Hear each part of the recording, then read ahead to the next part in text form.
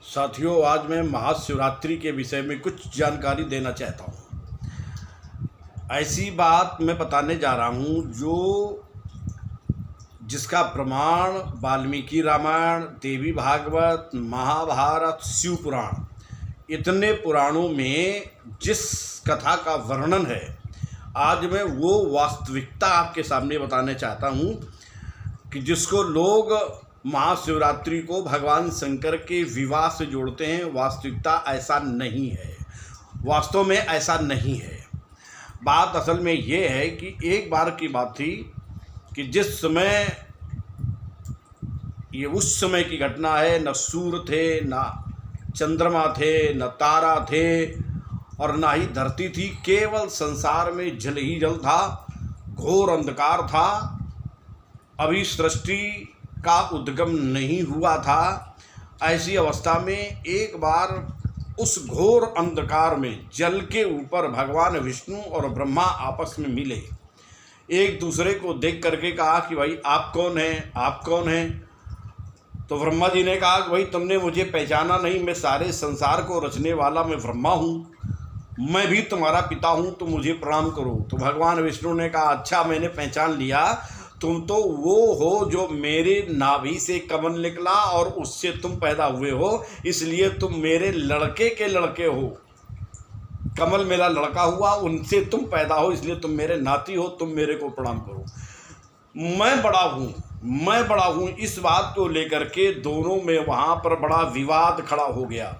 विवाद ने युद्ध का रूप लेना चाहा। इतने में दोनों के बीच में अचानक एक लिंग प्रकट हो गया।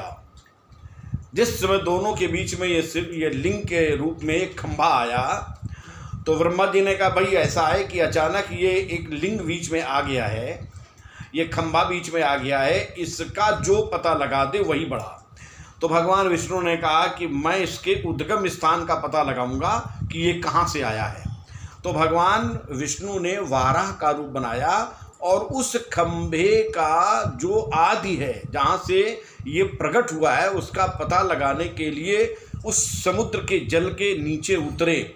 बहुत वर्षों तक नीचे चलते चले गए, लेकिन कहीं कोई आदि अंत का पता नहीं चला। तो ये भगवान विष्णु निराश होकर के वापस आए और ब्रह्मा से कहा कि भाई अब तुम ही पता लगाओ। तो ब्रह्मा जी ने विचार किया, हो सकता है ये खंभा नीचे ज़्यादा लंबा हो, ऊपर कम हो। तो ब्रह्मा जी हंस का रूप बना करके उस खंभे को अंत का पता लगाने के लिए आकाश में उड़े। बहुत वर्षों तक उड़ते रहे। अंत में इन्होंने देखा कि एक केतकी का फूल आकाश से नीचे गिर रहा है। इन्होंने उससे पूछा कि भाई तुम कहाँ से आ रहे हो। तो उसने कहा कि मैं इस खंभे के बीच से आ रहा हूँ, वो भी मेरे को गिरे हुए बहुत वर्षों हो गए हैं। ब्रह्मा जी ने विचार किया, जब कोई व्यक्ति नीचे से ऊपर जाता है तो उसको ज़्यादा समय लगता है, और कोई व्यक्ति ऊपर से नीचे गिरता है तो उसको कम समय लगता है, और वो भी ये खंभे के बीच से आ रहा है। पता नहीं ये खंभा कितना लंबा है। तो इन्होंने तुरंत ही झूठ का सहारा लिया। ब्रह्मा जी ने केतकी से कहा, अगर तुम मेरा एक काम कर दो, मेरी झूठी गवाही दे दो, तो हम तुम्हें देवताओं के समान यज्ञ में भाग देंगे। एक कहावत है ना, लोभा पापस्य कारणम, लोभ पाप की जड़ होता है। केतकी को यह लगा कि देवताओं के बराबर मैं पूजी जाऊंगी, तो उसने कहा ठीक है, जैसा तुम कहोगे वैसे मैं कह दूंगी। ब्रह्मा जी उस केतकी के फूल को लेकर के आए और भगवान विष्णु से कहा कि मैंने इस खंभे का पता लगा लिया है और ये केतकी का फूल गवाही के रूप में है, ये खंभे के ऊपर था। भगवान ने कहा भाई गवाही के रूप में 4 गुण जिसके पास हो वही गवाही में आ सकता है। यथार्थ वक्ता, समदर्शी, सदाचारी और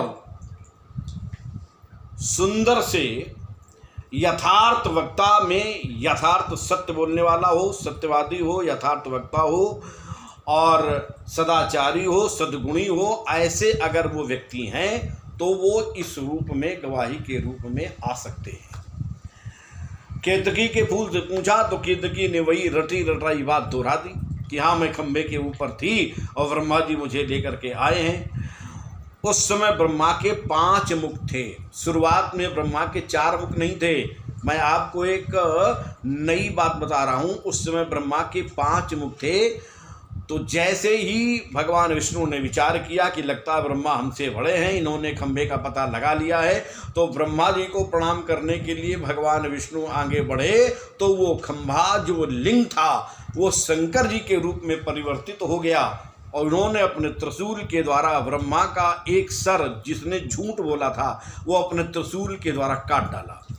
और भगवान शंकर ने भगवान ब्रह्मा को श्राप दे दिया कि आज से तुम्हारा कहीं कोई मंदिर नहीं होगा और आज से घर में तुम्हारी पूजा नहीं होगी। तो कोई व्यक्ति ब्रह्मा जी को अपने घर में मूर्ति उनकी नहीं रखता है और पुष्कर के अलावा उनका कहीं कोई मंदिर नहीं है। तब से ब्रह्मा के 4 मुख हो गए। केतकी के फूल को श्राप दे दिया कि कभी तुम मेरे मस्तक पर नहीं चढ़ोगी। उस रात्रि में भगवान विष्णु ने भगवान शंकर की बहुत बड़ी पूजा की है। जिस रात्रि में ये शिवलिंग पहली बार प्रकट हुआ और उसी रात्रि में भगवान विष्णु ने भगवान शंकर की बहुत बड़ी पूजा की है। जिस समय ये शिवलिंग प्रकट हुआ और भगवान विष्णु ने वही मुहूर्त जिस दिन प्रकट हुआ था, वो मुहूर्त जब दोबारा आया तो उसी मुहूर्त में भगवान विष्णु ने भगवान शंकर की बहुत बड़ी पूजा की, जिसके कारण भगवान शंकर ने प्रसन्न होकर के भगवान विष्णु को अपने हृदय से लगा लिया और ये वरदान दिया कि आज से तुम भी भगवान होगे और मेरे बराबर शक्तिशाली होगे। तो तब से वो रात्रि शिवरात्रि के नाम से जानी जाती है। यहाँ पर भगवान शंकर के विवाह का शिवरात्रि से कोई लेना देना नहीं है। वास्तविकता तो ये है कि उस समय पहली बार ये शिवलिंग प्रकट हुआ जो भगवान विष्णु के द्वारा पूजित किया गया। इसीलिए शिवरात्रि में दिन और रात दोनों में मिला करके भगवान शंकर की पूजा की जाती है। इसका बहुत बड़ा फल होता है और शिवरात्रि का व्रत अवश्य रहना चाहिए और इसमें दिन में भी पूजा करनी चाहिए, रात में भी पूजा करनी चाहिए और अगले दिन स्नान करने के बाद में इस व्रत को तोड़ना चाहिए। ये शिवरात्रि का वास्तविक महत्व है और वास्तविक यही प्रमाण हमें पुराणों में मिलता है, जो कि मैंने आपको बताया। इस कथा के साथ में मैं आपसे यहीं पर विराम लेता हूँ, नमस्कार करता हूँ। मित्रों, मैं दोबारा नई कथा के साथ में, नई जानकारी के साथ में फिर आपके सामने उपस्थित होऊंगा। तब तक के लिए नमस्कार।